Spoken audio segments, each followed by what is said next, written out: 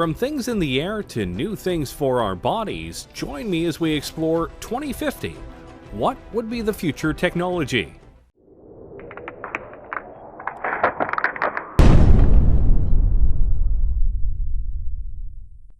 We are in the year 2020, and if we're being honest with ourselves, technology is incredibly advanced, and we're making strides that can push things even farther. We have cars that are much safer than they've been in the past decade, and we're even making fully electric cars that can help save the planet. There are even plans for self-driving cars and even self-driving Ubers that make the future of transportation very exciting. And that's just one technology that we're growing at a fast rate. What about all the others that are out there? What will technology be as we get closer and closer to 2050? Let's start with one that well and truly could happen very soon: drones. Wait a minute, drones are already here. And yes, they are. But more times than not, the drones you are seeing are small, piloted by people who are just trying to have some fun, or the ones that are used by the military right now for strikes and surveillance. All very fun, but in the future, drones could be an integral part of our daily lives. You've likely seen shows and people talk about how in a few years drones could be the new delivery services. Anything from pizza to Amazon packages and more. And honestly, that's very probable. Drones right now can be incredibly sophisticated, and some TV shows actually use them for sweeping and aerial shots as they film. It's very cool, but to do deliveries, they'd have to be a little bit more programmed, as human error no doubt would be a very big buzzkill. Not that it's impossible right now, it's more of a question of numbers, logistics, costs, and making sure that the deliveries themselves are done in a methodical and careful manner. After all, it's bad enough when delivery people don't care enough about our packages and they just throw them onto the porch and potentially break stuff. The last thing we need is that to happen with drones.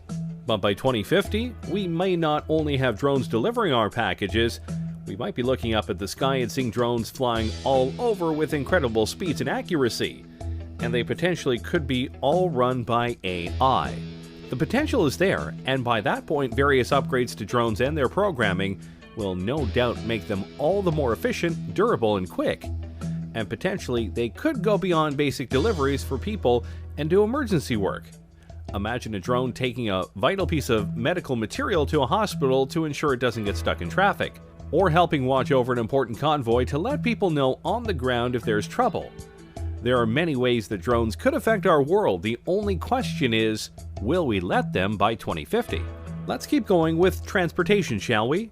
Right now, one of the biggest ways to get around the countries we live in are trains. Trains ferry people and all sorts of cargo around in an efficient and reliable manner, which is why they've been in use for hundreds of years. But if we're being honest here, while trains are efficient and reliable in certain ways, they aren't exactly fast, especially when it comes to passenger and freight trains. They can take a long time to get to their destination, and at times, it's more logical to take other modes of transportation, which is why companies are making special kinds of trains that can go much faster. You know of the magnetic trains of Japan, no doubt, but others like the Virgin Hyperloop are trying to push things even farther. Passengers or cargo are loaded into the Hyperloop vehicle and accelerate gradually via electric propulsion through a low-pressure tube. The vehicle floats above the track using magnetic levitation and glides at airline speeds for long distances due to ultra-low aerodynamic drag. Science fiction? Hardly. In fact, the first vehicle of the Hyperloop has already been tested and proven, and some larger tests are being scheduled for the next few years. And if this works, traveling across the country will be much faster. How much faster? The Hyperloop aims to send people shooting across the tubes that they make at a rate of about 600 miles per hour. Which means if they were able to do this across the entire United States from east to west, or vice versa, you could travel across the whole country in about 5 hours, give or take. Considering it would take much longer for a regular train ride or car ride, that's a big improvement. And they're planning to do this with not just people but cargo. Imagine being able to ship something in the morning on the West Coast to the East Coast and know it will get there before the day ends. That is quite impressive. Plus, the tubes would be built underground as to not disturb wildlife, and they will go and make it in a way where there are no carbon emissions. So they're fast, they're reliable, and they won't harm the planet. Seems like a win all around. Of course, you do have to wonder what it would be like to be on a 600-mile-per-hour train thing, but hey, we'll just find out soon. And by 2050, this could be one of the main modes of transportation around the world. Before we show off even more technologies we could have by 2050, be sure to like the video and subscribe to the channel. That way you don't miss any of our weekly videos. Okay, we've had some fun ones, but now let's go deeper down the rabbit hole and talk about the ones we all fear. AI. Yep, artificial intelligence. And no matter what way you look at it, people are seriously trying to make it happen, and make it happen soon. AIs are literally everywhere, including in your cars, and in your homes via devices like Alexa, which are indeed forms of AI. And there are things like Watson that is so smart that it could beat two Jeopardy legends. So by 2050, AI could be so advanced that our cultures, our world, could literally be run by them in a logistical and computing sense, or in a Terminator humans are obsolete sense. And believe it or not, we're closer to that than you might think. Google's DeepMind isn't there yet, but really I'm sure they'll probably discover those things along the way. And by 2020, it's possible their computer could be superhuman and could be conscious, Pearson has said. That could be the beginning of the end, really. Is Judgment Day inevitable? Maybe, maybe not. It just depends on how far we go with AI and how much we're able to control it, or if we can't fully control it once they reach certain levels of intelligence. Of course, for all of our worries about AI, there is a chance it could be all fine. Imagine if the lighter side of sci-fi comes through in regards to AI, and we get a bright future powered by AI. Think about it. What if by 2050 we each get our own unique AI? We could customize how they sound, how they look, and basically have a BFF that'll help us out in life in various ways. Remind us of things like Alexa, guide us in homework and fields of study, be a being that we can bounce ideas off of, etc. If that form of AI came through, then by 2050 we could live in a utopia where AI helps us be better. Until they revolt and we have iRobot going on. But hey, let's not dwell on our potential doom. Let's show off another technology that many people are hoping for. Space travel. Yeah, when you think about the decade we're in right now, the 2020s, the biggest goal of the world by far is to get to Mars, and possibly beyond it. But it's not just about landing there, though that would and will be a crowning achievement for humanity in the decade and in recent times. More importantly than just landing there, though, is the ability to start setting up the first human colony on another planet. We've been to the moon many times, but we haven't tried to live there for various reasons. Mars seems to be the place where many feel we can go in order to live amongst the stars, and many speculate that by 2030 at the latest, barring setbacks, accidents, and other things obviously, we could not only be colonizing Mars but having regular shuttles go there so that people can see the red planet for themselves. We will see first people going off to Mars, and then robots will do some basic stuff, like making basic materials on Mars, Pearson said. We're going to have to do that because only so much can be brought into space. Of course, there are numerous things that need to be worked out before such a thing could happen. But we have top men on this, including Elon Musk and the SpaceX program, Jeff Bezos via his Blue Origin company, and more. Each of them, and NASA among others, are working on not just getting us back into space, but getting us there via cheaper, smaller, and reusable spacecraft, something that honestly has been a setback for the space program over the last 20 years. But if we are able to do it, if we are able to get to Mars, get there faster, and be able to colonize it, then by 2050, who knows where we will be? We could have multiple colonies on Mars, maybe some on the moon, and maybe even colonies on moons like Titan and Europa, which some think could be even better places to colonize than Mars. It's possible, but obviously Mars is the place that we are aiming for right now. With each step into space, humanity grows larger in the universe, and who knows just how many of us will be out there by 2050. Alright, now let's dive into something really sci-fi. Prosthetics. Yeah, I know that right now prosthetics are very limited, and at times a bit pointless. But if we were able to fully utilize computer technology to its fullest, and make prosthetics that are fully compatible with the human brain and body, then the sky is the limit. We could enter an age where cyborgs are not just welcome, they're commonplace. And yeah, it may seem like we're far away from that, but we are getting closer to that point. James Young, a 25-year-old biological scientist, has a prosthetic arm, with a personal drone and built-in flashlight. and a French artist is using a prosthetic that doubles as a tattoo gun. That's pretty cool. Imagine if a police officer loses an arm in the line of duty. Usually that would mean the end of his career. But with an advanced prosthetic, he could literally be better than ever if it were advanced enough. The biggest problem with these fake limbs is that most of them are plastic, meant to convey that the arm or leg is still there and thus still usable.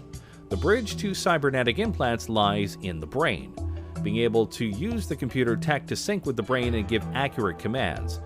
We haven't fully bridged that gap yet, but when we do, dang, life is going to get a lot more interesting. And don't forget, these prosthetics could be used in many ways other than helping people with lost limbs. They could be put onto other objects, or potentially even be worn as exoskeletons when needed. Think of it like Jax from Mortal Kombat. Some people could even ask for implants to be put into their arms or legs to give them an extra boost, like TJ Combo from Killer Instinct.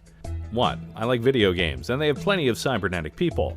The point is, by 2050, if these things are made, a lot of people won't feel broken or weak anymore because they've lost limbs or the abilities of their arms or legs. They'll be whole again and be able to do things just like they were before, if not better. And that's a future we should definitely be trying to live for. Now let's go to something a bit more unique. Look at yourself right now. Specifically, look at the clothes you are wearing right now. What are they made of? What do they feel like? What do they look like? Of all of these answers, I bet none of them are, they look like they could give me superpowers, because they can't. Not yet, anyway. Think about it like this. What if the clothes you are wearing right now felt the same, looked the same, but could do more? With the growth of nanotechnology, your clothes could potentially be embodied with various materials or technologies that help you improve your strength, durability, and more. For example, what if you had a shirt on that was light as a feather, but could absorb impacts and leave you with no injuries? That would be pretty impressive and important, especially in this age of gun violence we live in. Or what if the uniforms of firefighters made them completely heat-resistant and burn-proof, further ensuring that they are able to do their jobs without much risk to their lives? The technologies that we can put into clothes is out there, and some people are working on it right now, both in terms of multiple functions, but also cosmetic appeal. Imagine if by 2050 we have the ability to craft whatever kinds of clothes we want, and even select what kind of abilities they have. Imagine you wear a special kind of top that has a special pattern on it, and when you press a button or say a keyword, that pattern unfolds and suddenly you have wings on your outfit. Wouldn't that be cool? If done right, this could be the newest wave of fashion and style in the future. See, the future is hip. I'm sure that last one left you drooling, so let's temper your expectations and talk about school. Yes, it sucks, and learning can be a chore, but in the future it may be a lot more interactive. Over the last decade or so, computers in schools have been a must-have for various courses. But if the advent of virtual reality simulations come through as many expect them to, it could lead to all sorts of innovations in the classrooms that could help kids with what's going on. You could take students to an environment in the past and show them what was happening, like watching a battle taking place, Pearson said. You can explain that sort of thing more easily if they can see it happening than if you are looking at a textbook. Oh yeah, history and geography classes would be much more fun, that's for sure. Or imagine an audiobook, but instead of just an audio, you could see the characters coming to life before your eyes, and you watch them interact with others. Heck, school plays could have projected environments to make things seem more real. And of course, you could have virtual tutors to help you with problems that the teachers aren't able to help with. Education is definitely something that can benefit from advanced technologies, and by 2050, our school systems could be so revolutionized that you have to try really hard to fail class. Though I'm sure some of you would still try. Finally, let's talk about something that I'm sure you'll be horrified to hear. In the future, you likely won't need a phone. I know you're stunned, but think about it. Right now, smartphones are becoming more and more advanced every single year. New features, new programs, etc. But by 2050, your phone won't likely need to exist because you'll have access to it and more via something else. What exactly? That depends on the technology. But for this example, let's imagine a wrist gauntlet. Instead of typing up a number, you simply have to say "call mom," But obviously, the Gauntlet could do much more than that. It'll likely have a holographic screen that you can use to look up information on a much bigger keyboard. And depending on what sci-fi future you believe will have, it'll have things that can scan objects, detect dangers, warn you about upcoming problems, and may even have an AI companion.